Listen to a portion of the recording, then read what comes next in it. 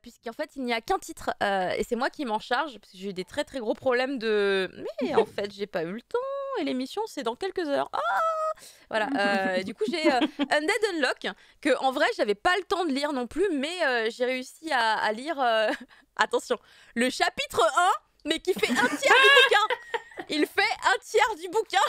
Quand je l'ai lu, j'ai fait « Oh non, j'ai lu qu'un seul chapitre, comment faire ?» Et là, je regarde la taille du machin, je fais « Hey, j'ai lu un tiers en fait, ça va, ça va. » J'ai feuilleté du coup le reste du bouquin pour voir si ça continuait un petit peu sur la même lignée. Moi, personnellement, j'ai adoré le premier chapitre. Je me suis éclatée et je pensais pas autant m'amuser parce que j'avais vu pas mal de commentaires négatifs en fait concernant Undead Unlock à base de Osef, déjà vu, pas intéressant, enfin vraiment plein de trucs comme ça.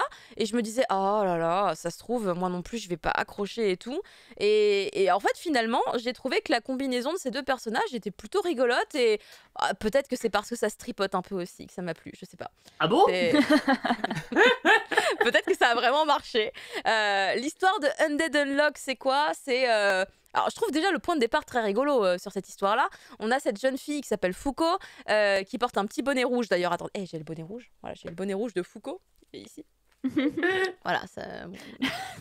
ça n'a aucun intérêt. Avec un casque, c'est compliqué. Mais voilà, le petit bonnet qui fait évidemment partie du kit presse que j'ai reçu il n'y a pas longtemps concernant ce titre, alors qu'il est sorti début septembre, hein, je vous rassure. Il vient pas de sortir, hein, il est sorti début du mois de septembre. Et donc, Undead Unlock, on a cette petite Foucault qui, en plus, est vraiment petite comparée à lui. Du coup, tu as l'impression qu'elle est toute jeune, alors qu'en fait, elle est totalement adulte. Et en fait, elle a une poisse phénoménale, mais pas forcément sur elle. C'est tous les gens qui la touchent physiquement. Il faut un contact charnel hein, quand même, il faut toucher au moins les doigts ou le visage ou le nez, il faut toucher sa peau et en fait on est emporté par une terrible poisse, une terrible malédiction qui s'abat sur nous, que ce soit le fait de par exemple glisser sur une peau de banane sur la route et oh mon dieu une voiture, eh bien je suis passée dans un isekai.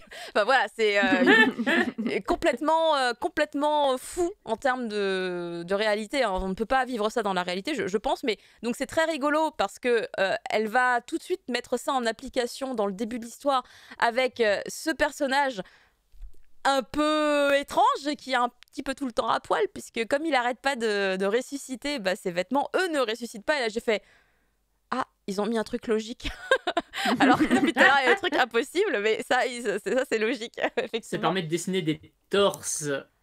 Ça dessine des torses, ok. Alors par contre ce qui est très rigolo c'est comme il est vraiment à poil tout le temps. Il y a une censure naturelle, il y a un rectangle sur son entrejambe en permanence et qui tourne dans tous les sens selon sa position. Je sais pas s'il y en a ici, attendez. Est-ce que... Non, on n'en voit pas, hein. Une seule ici de censure. Non, les pages sélectionnées ont été très bien sélectionnées par Kana. Très bien. Mais du coup, c'est très rigolo. T'as un énorme rectangle, mais genre qui doit faire la moitié de sa cuisse, tu vois, qui est positionné vraiment au niveau de l'entrejambe de monsieur, et qui s'appelle Andy. Voilà, on va l'appeler Andy, puisque c'est le nom qu'elle lui donne à la fin du chapitre 1, car il s'appelle... c'est un immortel, quoi. Il est undead, c'est un undead. Du coup, elle l'appelle Andy. Moi, je fais, ah, c'est mignon, en plus, c'est bien trouvé, Andy. J'aime bien. Et du coup, en fait, ils vont se rencontrer parce qu'elle tente de se suicider. Et c'est rigolo, tu vois, genre elle est là, non, poussez-vous, laissez-moi mourir, j'ai un couteau dans la main, je vous attaque, attention. C'est bon, ils sont tous barrés, je vais pouvoir me jeter sur le prochain train qui arrive. Et au moment où elle se dit ça, en fait, il y a Andy qui est arrivé et il s'est planté le couteau qu'elle tenait à la main dans le bide. Plaf. Alors du coup il y a tout le temps des espèces de ça gicle du sang de tous les côtés tout le temps, il y a des boyaux, il y a des machins, il y a des colonnes vertébrales, ça se reconstruit en permanence, ça saigne vraiment énormément, mais c'est pas dégueulasse, ça va, c'est pas dégueulasse. Pas crade, ouais, non, c'est pas crade effectivement comme tu dis. C'est comique. C'est plutôt comique. C'est terrible à dire, c'est mais un reste peu la comique. violence qu'on a, c'est un peu le type de violence qu'on avait dans la série que j'avais chroniquée il y a quelques semaines. Ah ouais, effectivement. Et il y a d'autres violences beaucoup plus glauques dedans. Là non, c'est pas pareil. Là on reste vraiment effectivement quand même sur des gags qui s'enchaînent avec quand même un fil rouge qui continue à avancer. Et quand du coup ce Undead va se rendre compte qu'effectivement s'il la touche derrière, il lui arrive un gros malheur. Il se dit bah écoute, ça fait de très très nombreuses années, on sait pas combien exactement, que je suis en vie, je cherche à mourir mais j'y arrive pas. Combinons nos forces ensemble. Ah d'ailleurs il le dit je crois sur une page, c'est sur laquelle ah mais c'est sur la petite en bas, ta puissance et la mienne on va se combiner et tout et puis comme ça je vais réussir à crever pour de vrai. Donc ça doit vraiment faire très longtemps qu'il est là, parce que du coup, il veut crever quand même. On va découvrir rapidement qu'effectivement, il est super puissant et qu'il arrive à faire des trucs de foot, et il sautille et tout comme un ninja. Mais tout a des explications. Tu vois, genre, j'arrive à sauter de bâtiment en bâtiment parce que dans l'impulsion, je reconstruis ma jambe. Tu fais, ah bah oui, effectivement, c'est des techniques qu'on n'a pas développées, nous, les humains normaux. Et très rapidement, dans ce premier chapitre, en tout cas, on découvre que il y a une organisation secrète qui est un petit peu aux trousses de notre Andy, mais également de notre petite Fuko.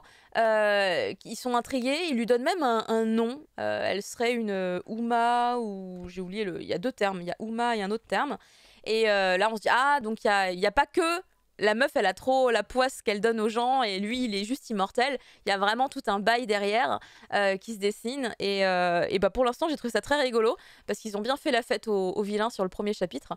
Donc c'était assez fun. Et il y a un rapprochement physique hyper rapide. Et je me rappelle que quand... ça vient du Jump, ça vient du Shonen Jump. Je me rappelle que quand moi, j'avais découvert la série graphiquement, quand j'avais vu des illustrations de ce titre-là, moi, j'avais été choquée.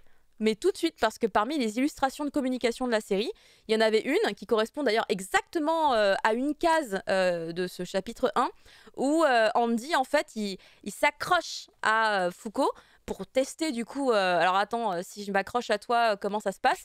Mais il passe sa main sous le t-shirt, parce qu'il faut qu'il soit en contact peau à peau et sur le plus de quantité de peau possible. Donc il passe la main sous le t-shirt et puis il lui empoigne la poitrine. Et là, j'étais en mode... Ouais, mais... Alors du coup c'est quand même très perturbant, mais dans le contexte, dans le cadre, avec Fuko qui est un peu en mode oh mon dieu il m'a touché, mais Osef quand même, tu vois, elle dit pas espèce de pervers sexuel dégueulasse, qu'est-ce que vous faites? Elle a l'air de pas le vivre trop mal.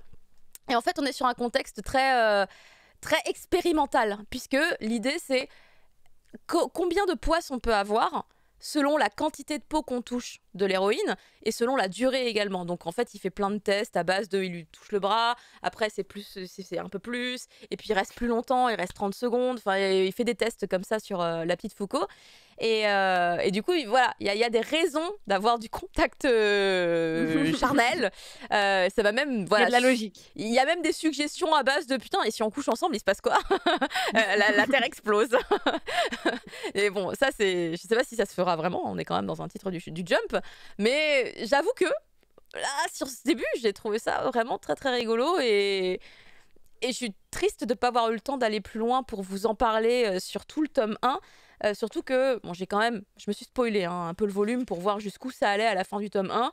J'étais en mode, je ne comprends pas, il y a plein de nouveaux personnages d'ici la fin du tome 1, avec entre autres un personnage très bizarre qui semble en vouloir à leur vie. Et tu te dis, oh, c'est compliqué, mais ça a l'air d'avoir un scénario quand même qui tient la route. Donc moi, c'est plutôt convaincant de mon côté, et j'ai très envie de continuer. Je trouve que d'ailleurs, les illustrations couleurs que m'a fourni Kana posent bien l'ambiance qu'on ressent, même si je connais pas encore tous ces gens. Là, pour le coup, je connais vraiment. Mais qui sont-ils? Qui est le bout? Mais il y a un petit côté un peu Shisengu, enfin le collège foufoufou, un petit peu, tu vois, le côté vraiment très loufoque des personnages qui vont interagir entre eux, et que ça a ni queue ni tête parfois, mais on va quand même dans une certaine direction. Donc pour l'instant, l'ambiance est totalement ok, et j'aime bien ce qu'on me propose et ce qu'on me présente. À voir. Mais moi de mon côté, vraiment les petits cœurs. Hein. Les petits cœurs, j'aime bien. Après, il y a du contact charnel, j'avoue. J'ai l'impression d'être un adolescent masculin, et c'est trop facile, tu vois. Ils se sont touchés. C'est vrai que moi j'avais eu les mêmes retours que Ime, avec des gens qui aimaient bien la série, qui avaient dit que ça démarre après, que le début c'est accessoire, et que c'est franchement ça décolle après. Genre vraiment l'introduction elle est pas ouf, et que en fait ça décolle, enfin ça démarre la série à partir du tome 3-4, et que après ça s'arrête plus, quoi. Donc je suis assez curieux de voir ça, moi, parce que du coup je l'ai pas lu. Mais maintenant que t'en parles, ça a l'air rigolo. Donc, en plus, il y a plein de petits détails qui sont intéressants. Il y a Overu qui parle en partie de... Effectivement, il a un petit rectangle en métal au niveau du haut de son œil, c'est pas une déco, hein, c'est vraiment un bout de métal enfoncé dans son crâne qu'il enlève. En fait, ça c'est un peu comme les personnages là qui enlèvent leur gros poids avant un gros combat. Et bah lui, en fait, s'il veut péter un câble, il enlève. Parce qu'en fait, sinon, il devient fou. Et du coup, il devient fou pour certains combats où il se dit bon là, j'ai besoin de tout exploser. Ludo dit il est à jour sur les chapitres et l'histoire se développe bien.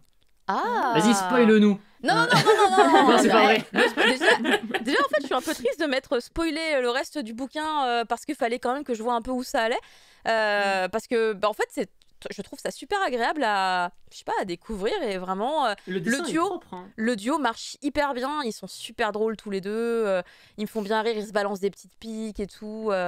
Non, ça match hyper bien et autant je pense que peut-être il y avait une facilité dans l'idée de se dire qu'est-ce qu'on peut faire pour que ce soit un petit peu émoustillant pour l'adolescence là, pour qu'il se tripote un peu. Ça, hein, j'ai trouvé une super idée, on va dire que c'est le contact avec la peau selon la quantité de peau. Peut-être que c'est un peu facile, mais je trouvais que ça s'y prêtait bien par rapport à tout ce qui a été mis en place jusque-là par rapport à l'héroïne. Et vous voyez là, en gros, il y a une météorite qui va s'abattre sur un bâtiment. Je vous laisse deviner ce qu'il y a eu pour qu'il y ait une météorite qui s'abatte sur le bâtiment. Ça m'a beaucoup fait rire aussi. Donc, c'est une nouvelle de poisse là aussi, hein, oui quand même. Oui, car plus le contact physique est intense, et plus la poisse est énorme. Donc bon, il faut être capable de survivre à ça, et pour l'instant, il n'y a que Andy qui peut survivre à tout ça. Donc c'est très pratique dans certains combats, totalement. Et effectivement, quand ils disent, il y a la blague dans le chapitre 1 de qu'est-ce que ça pourrait donner si on couchait ensemble. Effectivement, si un jour ils le font, en vrai, il faudra faire un dojinshi. Hein. Je pense pas que ça puisse passer. Ils vont y réfléchir avant toi. Donc voilà, très très sympa ce premier tome, contrairement à tout plein d'avis, mais vraiment beaucoup que j'ai lu qui me donnaient pas envie de le commencer, tu vois. Et en fait, putain, je suis très contente. Très cool. Vraiment un bon moment. Voilà, c'est tout pour ce Morning Mochi. Merci de nous avoir suivis. Vous pouvez nous retrouver sur le Twitter et l'Instagram du...